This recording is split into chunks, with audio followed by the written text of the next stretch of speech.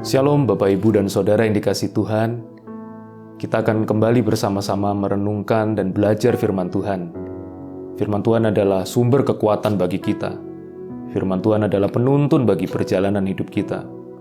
Dan saya berdoa, saya berharap supaya apa yang sebentar akan kita renungkan akan mendorong dan memotivasi kita untuk setiap hari kita mau membaca firman Tuhan. Untuk setiap hari kita mau menyediakan waktu untuk merenungkan firman Tuhan dan belajar firman Tuhan dengan sungguh-sungguh. Kita akan bersama-sama membaca di dalam Kisah Para Rasul pasal 17 ayat 10-11. Kisah Para Rasul pasal 17 ayat 10-11. Tetapi pada malam itu juga segera saudara-saudara di situ menyuruh Paulus dan Silas berangkat ke Berea.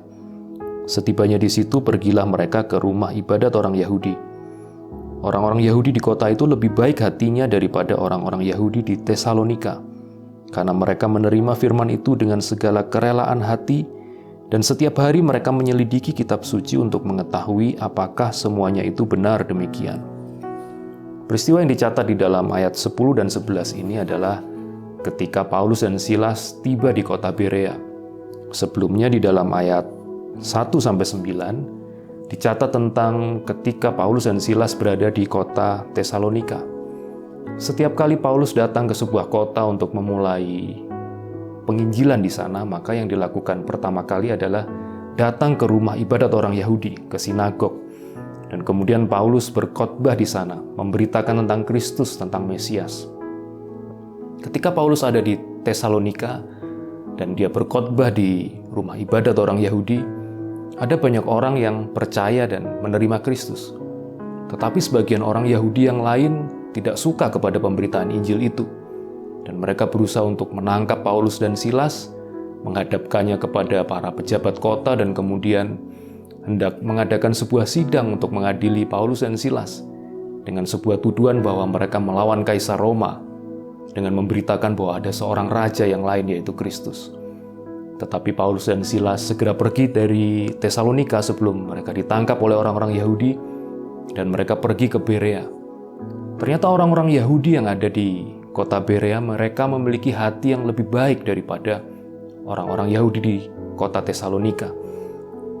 Dari pembacaan kita di ayat 11 kita tahu bahwa mengapa orang-orang Yahudi di Berea mempunyai hati yang lebih baik. Hal ini terjadi karena sikap hati mereka terhadap firman Tuhan. Dari sini kita bisa tahu bahwa sikap kita terhadap firman Tuhan sangat mempengaruhi kondisi hati kita. Dan kondisi hati kita tentu sangat mempengaruhi tindakan dan perbuatan kita. Dan hari ini kita akan belajar bagaimana sikap orang-orang di Berea terhadap firman Tuhan. Yang pertama adalah mereka menerima firman itu dengan kerelaan hati. Kita kembali membaca di dalam ayat yang ke-11. Orang-orang Yahudi di kota itu lebih baik hatinya daripada orang-orang Yahudi di Tesalonika, karena mereka menerima firman itu dengan segala kerelaan hati. Ketika kita mendengar atau membaca firman Tuhan, maka kita bisa mempunyai pilihan untuk bersikap terhadap firman Tuhan itu. Ada sebagian orang yang bersikap sinis terhadap firman Tuhan. Ada sebagian orang yang mengabaikan firman Tuhan itu, yang tidak peduli dan tidak taat kepada firman Tuhan. Tapi kita melihat contoh orang-orang Yahudi di Berea, mereka menerima firman itu dengan kerelaan hati.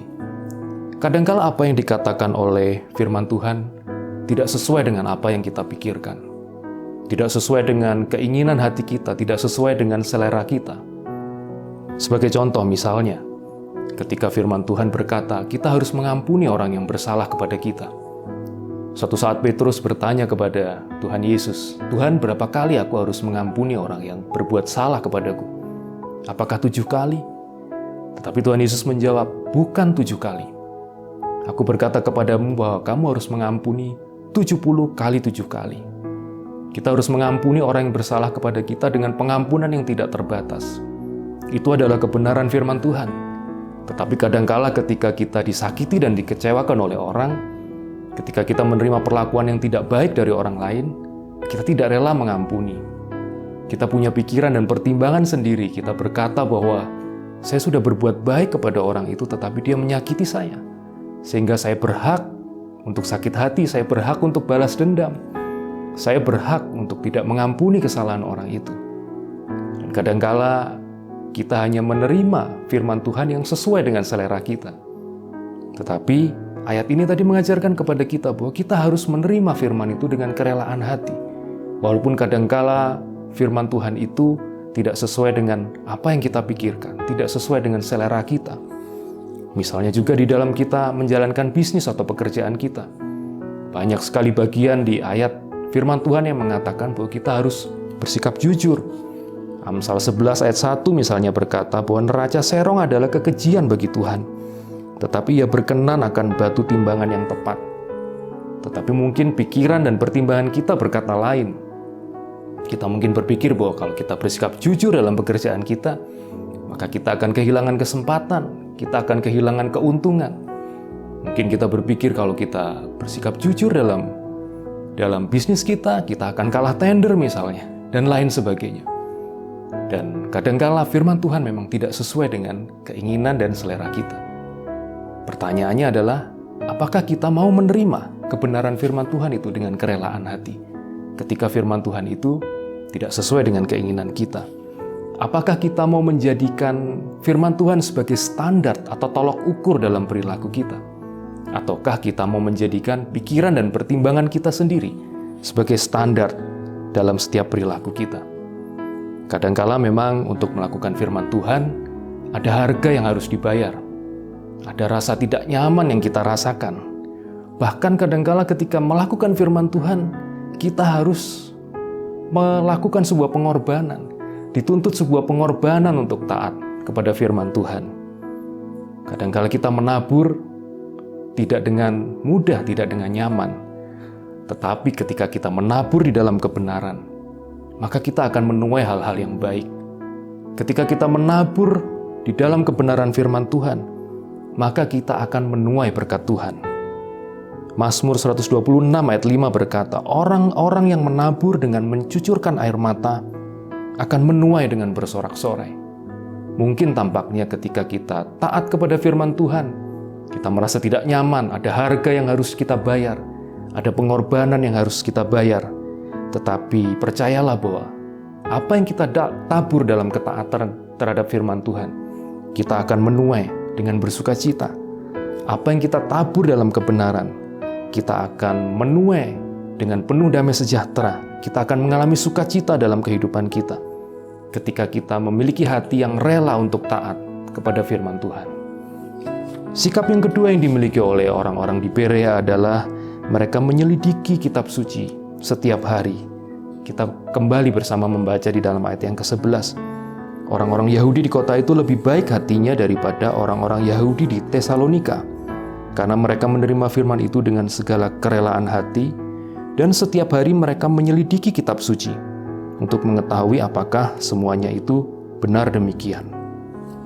Orang-orang Yahudi di Berea, hati mereka terbuka ketika Paulus memberitakan Injil Kristus kepada mereka. Kitab suci yang dipelajari oleh orang-orang Yahudi ini tentunya adalah kitab suci perjanjian lama yang mereka kenal saat itu. Kitab suci perjanjian baru seperti yang kita miliki hari ini, Injil dan surat-surat para rasul mungkin belum ditulis secara lengkap pada saat itu, dan belum terdistribusi dengan baik ke berbagai tempat, ke berbagai kota. Sehingga apa yang dilakukan oleh orang-orang Yahudi itu mereka belajar kitab suci perjanjian lama. Dan dari sana mereka bisa tahu tentang nubuat-nubuat para nabi tentang akan datangnya seorang Mesias. Dan ketika Paulus datang untuk memberitakan Kristus sebagai Mesias, sebagai juru selamat itu, maka mereka segera tahu bahwa apa yang diberitakan ini adalah sebuah penggenapan dari apa yang dikatakan oleh kitab suci di perjanjian lama. Mengapa mereka bisa memiliki hati yang begitu terbuka kepada berita Injil yang disampaikan oleh Paulus? Karena mereka dengan sungguh-sungguh belajar kitab suci yang mereka miliki. Mereka dengan sungguh-sungguh menyelidiki kitab suci itu setiap hari. Setiap hari di sini menunjukkan sesuatu yang teratur, sesuatu yang konsisten. Dan untuk itu diperlukan sebuah kedisiplinan. Kita tidak bisa membaca Alkitab kita ini hanya sesekali saja, seminggu sekali atau beberapa hari sekali. Seperti ketika kita makan, kita tidak bisa makan hanya seminggu sekali atau beberapa hari sekali. Kita butuh makan setiap hari, supaya kita mendapat nutrisi yang baik, supaya kita mendapat energi untuk melakukan aktivitas kita. Demikian juga firman Tuhan adalah nutrisi bagi jiwa kita. Firman Tuhan adalah nutrisi bagi roh kita. Kalau kita belajar firman Tuhan setiap hari dengan disiplin, maka roh kita menjadi kuat, jiwa kita menjadi kuat. Tetapi kalau kita hanya baca firman Tuhan seminggu sekali, tidak heran kalau kita sering jatuh ke dalam pencobaan. Tidak heran kalau kita sering lemah ketika kita menghadapi masalah dan persoalan. Untuk itu diperlukan sebuah keteraturan, sebuah kedisiplinan untuk belajar firman Tuhan setiap hari, untuk merenungkan firman Tuhan dan membaca firman Tuhan setiap hari. Tentu mungkin bagi kita yang belum memiliki kebiasaan untuk membaca firman Tuhan setiap hari, untuk memulai kebiasaan itu diperlukan sebuah usaha yang lebih besar, diperlukan sebuah tekad yang lebih kuat. Seperti misalnya, kalau kita mendorong sebuah mobil yang mogok, maka ketika mobil itu berhenti dan kita mulai mendorongnya, maka kita butuh tenaga yang lebih besar. Tetapi setelah roda mobil berputar, tenaga yang kita keluarkan tidak sebesar ketika kita pertama kali mendorong mobil itu. Demikian juga ketika kita memulai kebiasaan yang baru, disiplin yang baru, untuk mau membaca Alkitab, untuk mau merenungkan firman Tuhan setiap hari. Diperlukan usaha, tekad yang kuat di awal. Tetapi setelah itu menjadi sebuah kebiasaan dalam diri kita, maka kita bisa lakukan itu setiap hari dengan baik. Dan kita akan melihat dan merasakan manfaat yang begitu besar dari disiplin kita untuk membaca dan merenungkan firman Tuhan setiap hari. Hati kita akan semakin terbuka kepada Tuhan. Kita akan diberi kekuatan yang baru setiap hari untuk menjalani kehidupan kita. Kita akan semakin mengenal kehendak Tuhan di dalam hidup kita. Hidup kita akan menjadi semakin terarah kepada sasaran yang sudah ditetapkan oleh Tuhan bagi kita. Begitu banyak bagian di dalam Alkitab yang memberitahu kita manfaat yang luar biasa, yang begitu besar dari firman Tuhan. Salah satu contoh bisa kita lihat di dalam Mazmur pasal 1 ayat yang kedua dan ketiga. Bahwa setiap orang yang merenungkan Taurat Tuhan itu, orang yang kesukaannya ialah Taurat Tuhan dan merenungkan Taurat itu siang dan malam, mereka seperti pohon yang ditanam di tepi aliran air. Mereka tidak pernah layu daunnya, mereka selalu berbuah. Apa saja yang diperbuatnya berhasil. Dan di banyak bagian di dalam Alkitab kita bisa membaca, kita bisa melihat manfaat yang begitu besar dari firman Tuhan dalam hidup kita. Kita perlu berdisiplin setiap hari, seperti orang-orang di Berea. Mereka setiap hari membaca, menyelidiki firman Tuhan, merenungkan firman Tuhan itu. Saya sudah menghitung jumlah halaman di Alkitab ini. Perjanjian Lama dan Perjanjian Baru, total jumlah yang saya hitung dari Alkitab Bahasa Indonesia versi cetak ini adalah 1342 halaman. Dan kalau kita membaca 4 halaman saja setiap hari, kita bisa selesaikan seluruh Alkitab ini dalam waktu kurang dari 1 tahun. Dan untuk membaca 4 halaman Alkitab setiap hari, sebenarnya bukanlah hal yang sulit. Tidak butuh waktu yang terlalu lama untuk membaca 4 halaman Alkitab setiap hari. Yang kita butuhkan adalah kesadaran bahwa kita butuh firman Tuhan. Dan kemudian tekad untuk mau berdisiplin dan menyediakan waktu untuk setiap hari membaca firman Tuhan. Selain itu kita juga bisa dibantu dengan buku-buku renungan mungkin. Kita bisa dibantu dengan aplikasi dari handphone kita untuk memandu kita membaca Alkitab setiap hari. Kita juga dengan mudah sekarang kita mengakses Alkitab. Kita bisa membeli Alkitab versi cetak yang sudah dicetak dan dijilid dengan rapi.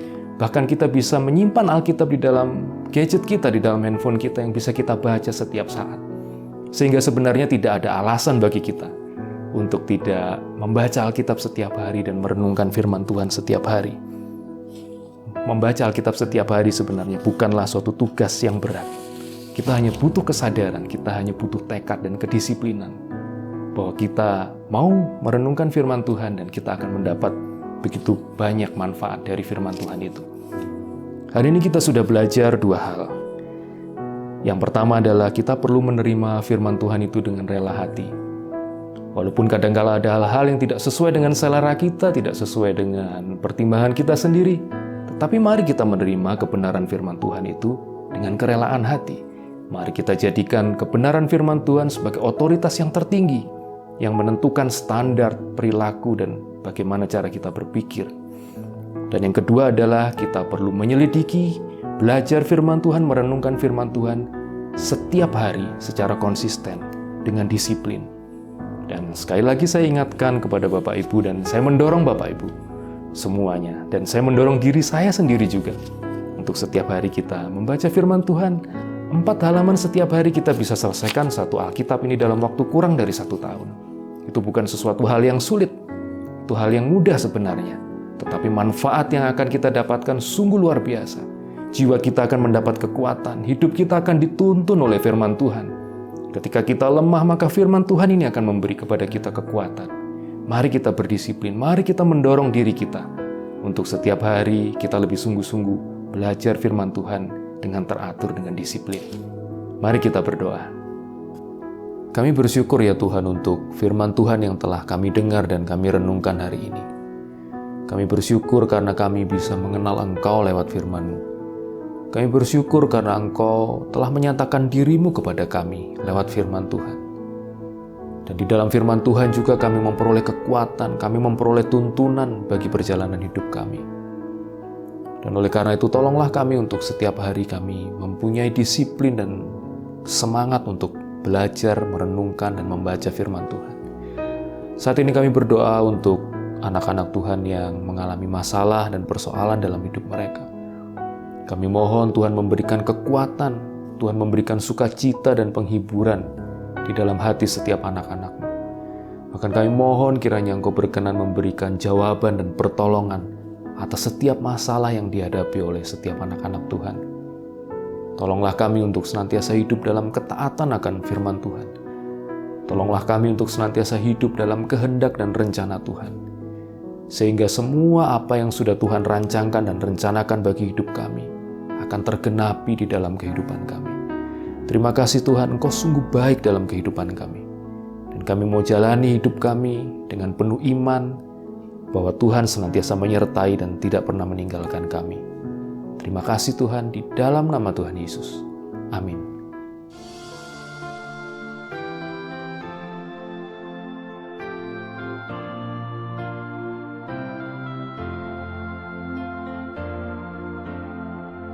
Ku daki jalan mulia, tetap doaku inilah, ke tempat tinggi dan teguh.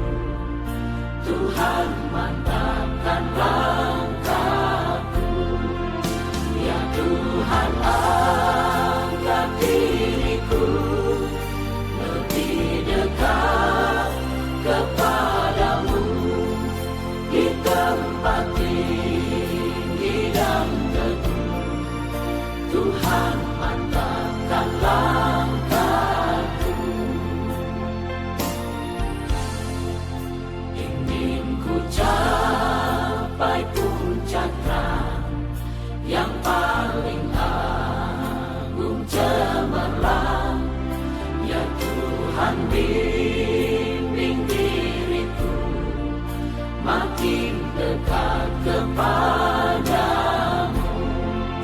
Ya Tuhan angkat diriku lebih dekat kepadamu di tempat tinggi dan teguh. Tuhan mantapkan langkahku.